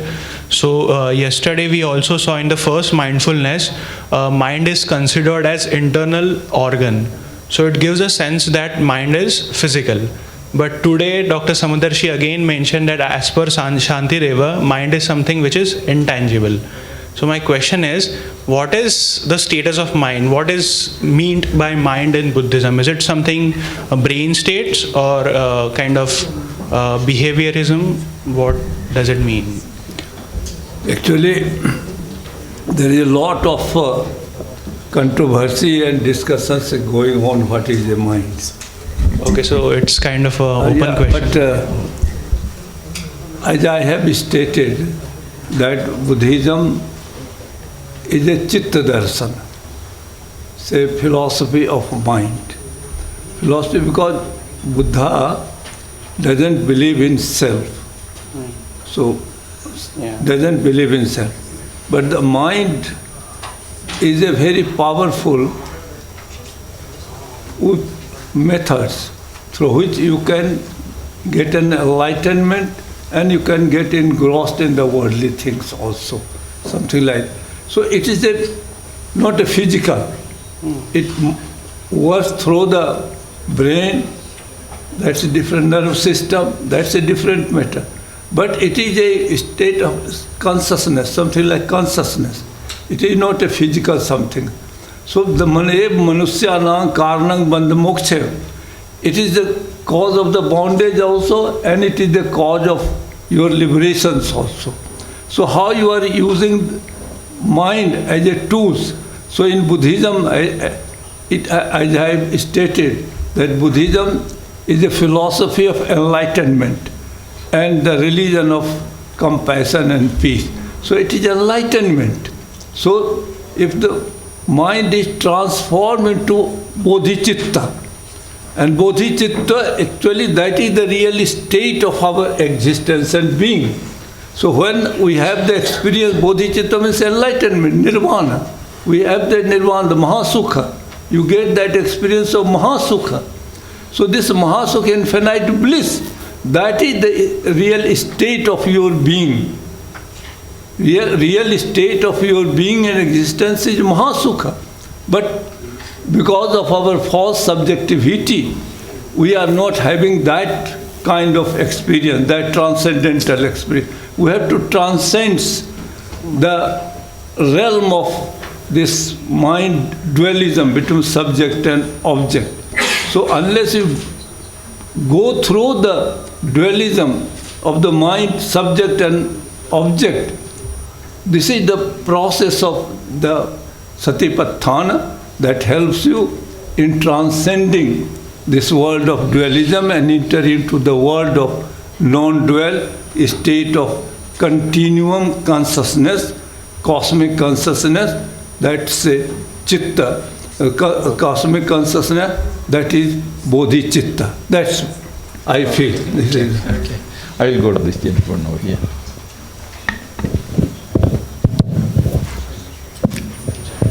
Good morning, everyone. On the one hand, sir, we are talking about mindfulness of body, mindfulness of feeling. And on the other hand, we are talking about the emptiness. So how we can find both the things simultaneously, or don't we find both the things are contradictory? On the one hand, we talks about the mindfulness of body, mindfulness of feeling.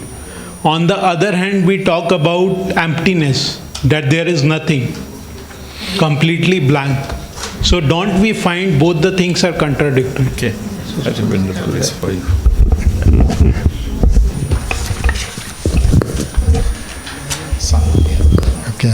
Okay, in Buddhism, we summarize all the phenomena into two, which is called Samriti Satya and Paramarth Satya. And Samriti Satya means conventional truth, which are acceptable for all the sentient beings, okay? So when we talk about whole mindfulnesses, at that time, in my paper, I wrote that I classify this into conventional truth, the ultimate truth. So at that time, all are there, okay? Body is there, feeling is there, mind is there, and the rest of the phenomena are also there. Emptiness doesn't mean all are not there, okay? As I mentioned before, Ajahn Nagarjuna said that wherever emptiness is possible, everything is possible. Wherever emptiness is not possible, everything is not possible. Suppose we take this is a glass, okay? We are seeing this glass, so this is conventional truth. But in order to prove this as empty, we have to use emptiness proving logic, or we have to analyze, okay? Suppose when I ask, is the top of the glass or not? What would be your answer? If you say it is glass, then you have to admit that bottom is also glass, middle is also glass. It means there are many glasses in one glass, okay? If you say top is not glass, bottom is also not glass, middle is also not glass, this glass is not there. So when we search like this, we cannot find glass. So not finding glass is called emptiness. So in conventional truth, everything is there, karma is there, rebirth is there, liberation is there, cycle existence is there. When we search, we cannot find. So in the same manner, when we apply to our mind, okay, in conventional truth, the characteristic of mind is, in Tibetan we say, searching ripa, clarity and awareness, luminosity and cleverness, awareness, okay. So we are discussing, we all have mind, we are nourishing our mind, this is conventional truth. But when we search where is mind, as I mentioned before, where our mind abide, outside or inside. So nobody can say my mind is on the glass or that, or if glass breaks, then I have no mind, I will be no sentient being. So we have to admit inside, which side? So according to science, there's no mind, okay, only the brain. So we don't say brain. If it is inside, where, which side? Ear, nose, like that, we cannot find. But still, who is a searcher? Mind is a searcher. It is conventional truth. Professor Singh has something to add. Okay. Last question is that lady over there. That would be the last question. Okay.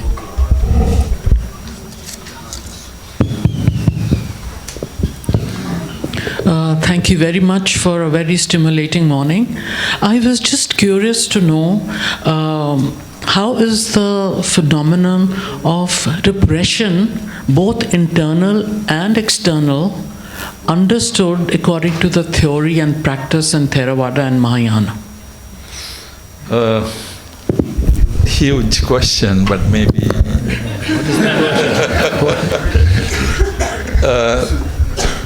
Could you repeat it?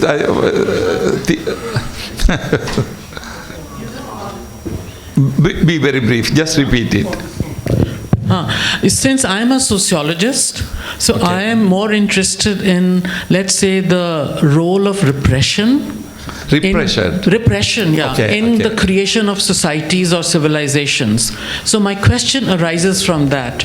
And on that basis, I would like to know how is the phenomenon of repression understood in Satipatthana, in theory and practice in Theravada and Mahayana? Thank you. Yeah, I get your question. Venerable Seren, you have anything to add to that? Maybe being the chairman here, I'm not supposed to be answering the talking here, but let me try a very brief answer. But thank you very much, because your approach is sociological approach where repression. But it's very interesting when you take meditation, particularly in general in the Buddhist meditation, we have this what is called Tadanga stage, where we repress certain things, but that is considered to be very tentative and unsatisfactory, really, because ultimate aim of meditation is not to repress. Now the Satipatthana provides the best example. Now the whole thing is, when you have anger, Sati knows that you have anger. When you have desire, Sati notices that you have the desire. So which means that basically you might think that when you have the anger, you must suppress it. When you have desire, you must suppress it. Actually, that is not the Buddhist meditation. Buddhist meditation is to watch it. Of course, it is not merely watching, but watching is the beginning stage, and then subsequently, when you reach the level, yesterday we discussed Vinaya Loke Abhijja Domanassan. Ultimately, you give up Abhijja and Domanas about the world. So you have to do some other things also, but the beginning is really be mindful about it. So now, as a general theory in Buddhist philosophy, suppression or repression is taken only as a very temporary step in the meditation, and not to be continued beyond that. That is a very short answer. I think we will be able to discuss further.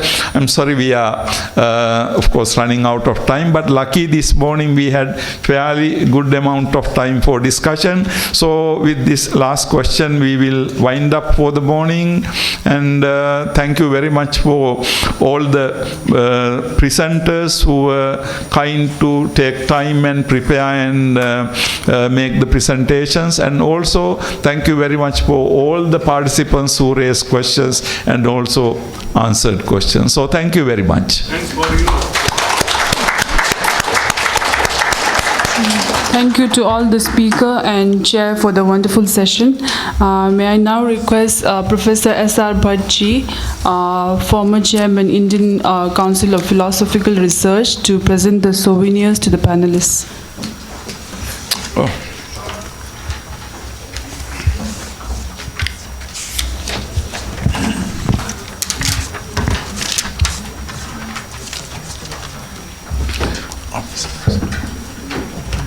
Professor Asanga Tilak Ratne ji.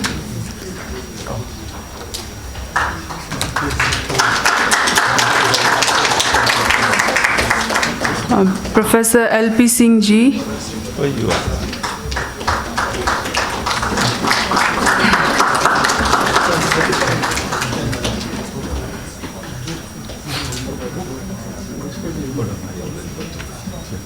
Venerable Professor Tashit Sringla.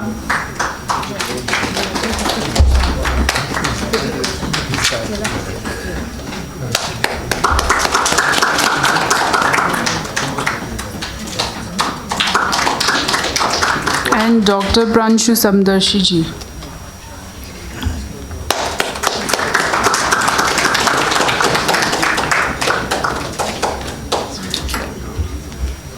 Thank you, Professor S.R. Bhattji. We'll now break for tea, and we'll come back at 12:15 p.m.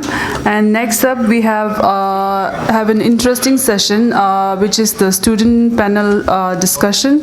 So everyone is requested to come back at 12:15. Thank you. So much for your session, and I read one thing was about all the